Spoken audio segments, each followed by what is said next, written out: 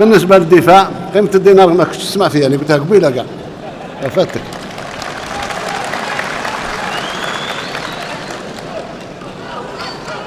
بالنسبة للدفاع نتاعنا، بالنسبة للدفاع عن حرمة بلادنا، عن حدود بلادنا، لازم نقويه، لازم نقويه.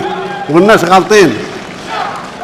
الجيش لما تشوفوا الخطوات العملاقة اللي دارها في العصر أنا اليوم، المؤسسة تاع الجيش عصرية جدا وتجاوزت في بعض الأحيان بعض التنظيمات الأوروبية.